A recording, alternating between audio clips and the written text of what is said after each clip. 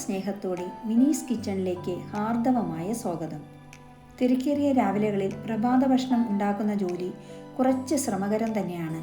ഇന്ന് നമ്മൾ ഉണ്ടാക്കാൻ പോകുന്നത് അധികം ആരും ഉണ്ടാക്കാത്ത ബ്രെഡ് ദോശയാണ്.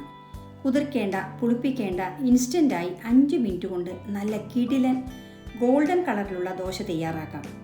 എന്നും ഒരേ തരത്തിലുള്ള ദോശ കഴിക്കാതെ 100-ൽ പരം വ്യത്യസ്ത രുചിയിലുള്ള ദോശകൾ നമ്മൾക്ക് തയ്യാറാക്കാം.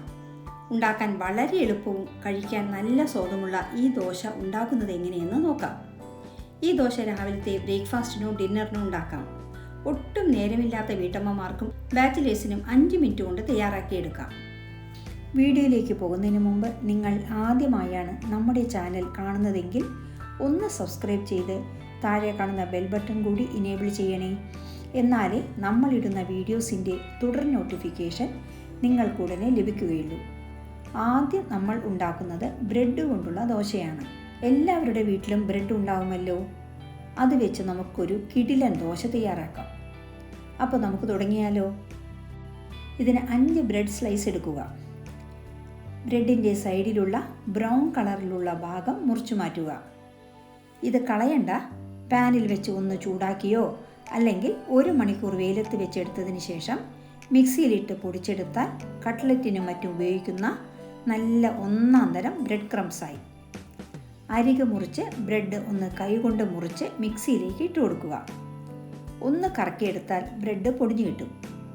പൊടിച്ച ബ്രെഡിലേക്ക് 1 കപ്പ് റവ, 1/2 കപ്പ് പുളിക്കാത്ത തൈര്, 1/2 സ്പൂൺ ഉപ്പ്, 1/2 കപ്പ് ചുടുവെള്ളം എന്നിവ ഒഴിച്ച് അരയ്ക്കുക.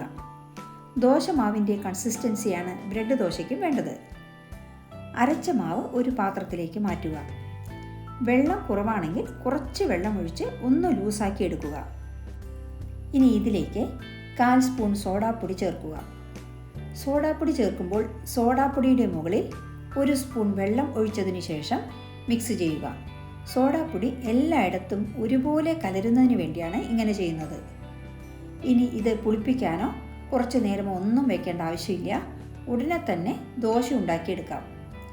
കലക്കി വെച്ചതിന് ശേഷം നമുക്ക് ബ്രെഡ് ദോശയ്ക്ക് കോംബോവായി ഉഗ്രൻ ചെറിയ ഉള്ളി ചമ്മന്തി തയ്യാറാക്കാം. ഇതിന് ഗ്യാസ് കത്തിച്ച് ഒരു പാൻ വയ്ക്കുക. പാൻ ചൂടായാൽ 1 സ്പൂൺ വെളിച്ചെണ്ണ ഒഴിച്ചു കൊടുക്കുക. ചൂടായ വെളിച്ചെണ്ണയിലേക്ക് 6 വറ്റൽമുളക് ചേർത്ത് വഴറ്റുക. നല്ല ക്രിസ്പി ആകുമ്പോൾ വാങ്ങി പ്ലേറ്റിലേക്ക് മാറ്റാം. 1 സ്പൂൺ എണ്ണ കൂടി ഒഴിച്ചു കൊടുത്തതിന് ശേഷം 1 പിടി ചെറിയ ഉള്ളി ചേർത്ത് വഴറ്റുക. 1/2 സ്പൂൺ കല്ലുപ്പും കുറച്ച് കറിവേപ്പിലയും കൂടി ചേർത്ത് ഒന്ന് വഴറ്റിയതിന് ശേഷം ഗ്യാസ് ഓഫ് ചെയ്യുക. കറിവേപ്പില അരച്ച് ചേർക്കുന്നത് കൊണ്ട് തന്നെ അതിലുള്ള ഗുണങ്ങൾ നമ്മൾക്ക് കിട്ടും. സാധാരണ കറിവേപ്പില കറിയിൽ നിന്ന് മാറ്റി വയ്ക്കാറാണ് പതിവ്. മുടി വളരാൻ അത്യുത്തമമാണ് കറിവേപ്പില. കറികളിലും മറ്റും ധാരാളം കറിവേപ്പില യൂസ് ചെയ്യുക. കടയിൽ നിന്ന് വാങ്ങിച്ച കറിവേപ്പില നന്നായി ഉപ്പുവെള്ളത്തിൽ കഴുകിയതിന് ശേഷം എടുക്കുക. ധാരാളം പെസ്റ്റിസൈഡ് ഉള്ളതുകൊണ്ട് ഗുണത്തേക്കാളേറെ ദോഷമായിരിക്കും ഈ കറിവേപ്പില കഴിച്ചാൽ നമ്മൾക്കുണ്ടാവുക. വീട്ടിൽ ഒരു കറിവേപ്പില നട്ടു വളർത്തിയാൽ ഫ്രഷായി കറിവേപ്പില കിട്ടും. കറിവേപ്പില വളരാനുള്ള ഒരു സൂത്രം കൂടി പറഞ്ഞു തരാം. ഇത് ചെയ്താൽ മുരടിച്ച കറിവേപ്പില പോലും തഴച്ച് വളരും. നമ്മൾ ചോറ് വാർക്കുന്ന കഞ്ഞിവെള്ളം 1 ദിവസം പുളിപ്പിക്കാൻ വെച്ചതിന് ശേഷം ഒഴിച്ചു കൊടുക്കുക. ഇനി നമ്മൾക്ക് ദോശ ചെയ്തെടുക്കാം. ഗ്യാസ് കത്തിച്ച് ദോശ തവ വയ്ക്കുക. തവ നല്ല പോലെ ചൂടാവുമ്പോൾ കുറച്ച് വെള്ളം തളിച്ച് ഒരു തുണി കൊണ്ട് തുടയ്ക്കുക. ഇനി ദോശ പരത്താം. മുകളിൽ നെയ്യോ എണ്ണയോ ഒഴിച്ച് അടച്ചു വെച്ച് വേവിക്കുക. ഒരു സൈഡ് മാത്രം വെന്താൽ മതി. ഇനി ഇത് ഒരു പ്ലേറ്റിലേക്ക് മാറ്റാം. ഇതേപോലെ തന്നെ ഓരോ ദോശ ചുട്ടു കഴിഞ്ഞതും വെള്ളം തളിച്ച് തുണി കൊണ്ട് തുടച്ച് ദോശ പരത്തുക. ഇങ്ങനെ ചെയ്താൽ ദോശ നൈസായി പരത്താൻ കഴിയും. സാദാ ദോശക്കല്ലാണെങ്കിൽ എണ്ണ പുരട്ടിയതിന് ശേഷം ഇതുപോലെ ചെയ്യുക. ഇങ്ങനെ എല്ലാ ദോശയും ചുട്ടെടുക്കുക. ഈ സമയം നമ്മൾ വറുത്ത് വെച്ച വറ്റൽമുളകും ഉള്ളിയും നല്ലപോലെ തണുത്തിട്ടുണ്ട്. ഇത് മിക്സിയിലിട്ട് അരച്ചെടുക്കുക. ചെറിയ ഉള്ളിക്ക് പകരം സവാള വഴറ്റിയും ചമ്മന്തി തയ്യാറാക്കാം. പക്ഷേ ചെറിയ ഉള്ളിയുടെ രുചി കിട്ടുകയില്ല. നിങ്ങൾക്ക് പുളിപ്പ് ഇഷ്ടമാണെങ്കിൽ 1 തുണ്ട് പുളി കൂടി ചേർത്ത് അരയ്ക്കാം.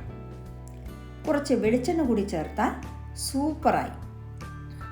ഇനി അടുത്ത ദോശ പരത്തിയതിന് ശേഷം നമ്മൾ അരച്ചു വെച്ച ഉള്ളിച്ചമ്മന്തി മുകളിൽ തേച്ച് ദോശ ചുട്ടെടുക്കാം. നല്ല സ്വാദായിരിക്കും ഈ ദോശയ്ക്ക്. ഉള്ളിച്ചമ്മന്തിക്ക് പകരം ഇഡ്ലിപ്പൊടി തൂവിയും ദോശ ചുടാം. ഉരുളക്കിഴങ്ങ് മസാല തയ്യാറാക്കി ദോശയിൽ വെച്ച് മടക്കി ബ്രെഡ് മസാല ദോശ തയ്യാറാക്കാം. നമ്മുടെ ടേസ്റ്റിനും മനോധർമ്മത്തിനും അനുസരിച്ച് വ്യത്യസ്ത രുചിയിൽ ദോശ ചുട്ടെടുക്കാം. 5 പീസ് ബ്രെഡും 1 കപ്പ് റവയും കൊണ്ട് നമ്മൾക്ക് 6 ദോശ തയ്യാറാക്കാം. വളരെ സിമ്പിളല്ലേ? രാവിലെ സാമ്പാർ വെച്ചിട്ടുണ്ടെങ്കിൽ അത് കൂട്ടി കഴിക്കാം. അതിനും സമയമില്ലെങ്കിൽ ഇഡ്ലിപ്പൊടി കൂട്ടി കഴിക്കാം. സ്വർണ്ണവർണ്ണത്തിലുള്ള ഈ ദോശ കാണുന്നത് പോലെ തന്നെയാണ് സ്വാദും. 5 മിനിറ്റ് കൊണ്ട് വളരെ പെട്ടെന്ന് തയ്യാറാക്കാവുന്നതാണ് ഈ ദോശ. രാത്രി ഡിന്നറിനോ രാവിലെ ബ്രേക്ക്ഫാസ്റ്റിനോ ഉണ്ടാക്കാവുന്നതാണ്. ഈ സിമ്പിൾ റെസിപ്പി നിങ്ങൾക്കെല്ലാവർക്കും ഇഷ്ടമായില്ലേ? നമ്മുടെ ബ്രെഡ് ദോശ ഉള്ളിച്ചമ്മന്തിക്കും സാമ്പാറിനുമൊപ്പം സെർവ് ചെയ്യാം. ഈ വീഡിയോ ഇഷ്ടമായാൽ ലൈക്ക് ചെയ്യാനും ഷെയർ ചെയ്യാനും മറക്കില്ലല്ലോ. കൂടാതെ നിങ്ങളുടെ വിലയേറിയ അഭിപ്രായങ്ങൾ താഴെ കമൻറ്റ് ബോക്സിൽ രേഖപ്പെടുത്തുമല്ലോ. വീണ്ടും മറ്റൊരു കിടിലൻ വിഭവവുമായി കാണാം. Thank you for watching and supporting.